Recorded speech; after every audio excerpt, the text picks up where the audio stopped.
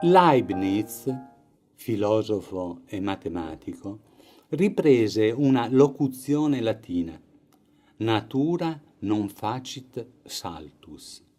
Noi aggiungiamo che nell'arte nulla si butta se l'ignoranza non prevale. La scultura funeraria ne è un esempio. L'iconografia, invero più ellenica che attica e poi romana, sarà recuperata da quella paleocristiana. Con poche modificazioni, gli scultori imitarono, eliminando lo stretto necessario. Le arpie sono figure mitologiche. In greco la parola significa porto via. Hanno colli e visi umani, piedi artigliosi e pennuto è il grande ventre. Avversi all'umana specie, per quanto possano aver aspetto gentile e mani deliziose, rapiscono le creature, meglio, le anime, per portarle nell'aldilà. Nella Dormitio Virginis, l'animula di Maria verrà sorretta da una figura simile, o da Gesù, ma da loro assistito. La seconda parte del sepolcro mostra i coniugi defunti. Ricevono doni, seduti sui loro troni, utili per il lungo viaggio. La stele di Dexileos, aristocratico ateniese caduto nel 394 a.C. nella battaglia contro gli Spartani, lo vediamo trionfante a cavallo. Indubbiamente è più gratificante dell'entrata di Gesù a Gerusalemme a cavalcioni di un asino basso e dal ventre largo. Tuttavia, vi è un dettaglio imprevisto. L'alzata della zampa del somaro è elegante come fosse nel dressage. I salimbeni ad Urbino, attorno al 1416, dipingono un San Giovanni vigoroso. Sta versando una coppa d'acqua per battezzare Gesù. Presenta alcune curiosità. Gesù, nato senza peccato, prega Padre e Spirito Santo, anziché ringraziare il cugino, come invece lo corregge il Mantegna.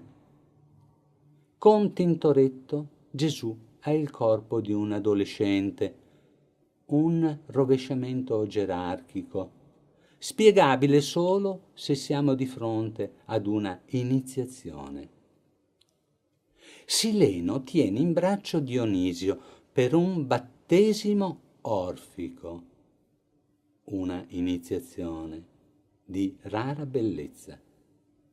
In questo caso la diversa età si spiega. La leggenda vuole che Sileno sia padre di Bacco.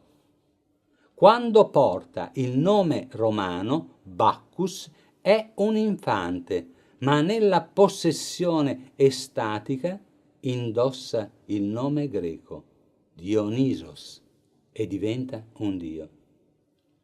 Insomma, una trinità pagana. Prometeo plasma un fanciullo con l'argilla, ma se guardiamo a destra, notiamo che per dargli vita è necessaria Atena, o meglio, il suo soffio. E se questa è assente, come risuscitare un corpo? Dio fa da sé nel creare Adamo, ma per Eva preleva una costola dell'uomo. Il regime patriarcale così si afferma. Torniamo a Prometeo. Per aver portato all'umanità il fuoco non dissimile in forma ed effetto allo Spirito Santo illuminante, è condannato, legato, è torturato a vita, in eterno, perché stranamente il fegato straziato dall'aquila, ossia il potere, si rigenera e domina dall'alto come nella flagellazione di Gesù dipinta da Luca Signorelli. La sua passione, Hans Memling, la sintetizza in un quadro: sarà atroce per aver portato una nuova luce di speranza ai cristiani. Morirà crocifisso in poche ore, da millenni, lo ricordiamo. Anche Ulisse fu legato all'albero maestro della nave, non per salvare i rematori, avevano orecchie tappate dalla cera, ma per l'innata curiosità di sentire il canto delle sirene ammaliatrici. Nel caso le arpie esprimono bene l'intento del bel canto, trascinare gli arditi negli abissi tra Scilla e Carridi. Non fu altrettanto fortunato Giona, che, accusato di portar tempeste, venne gettato in mare, inghiottito da una balena, nel mosaico un serpentone.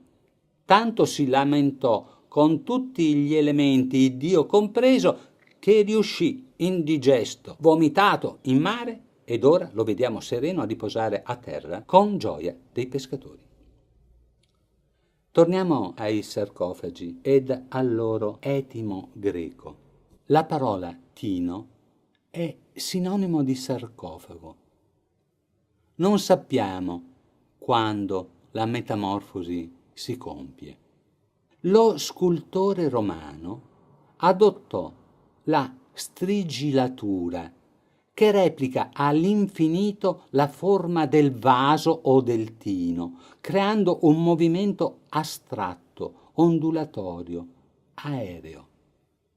La cristianità riprese il simbolo, inserendo nel mezzo il buon pastore.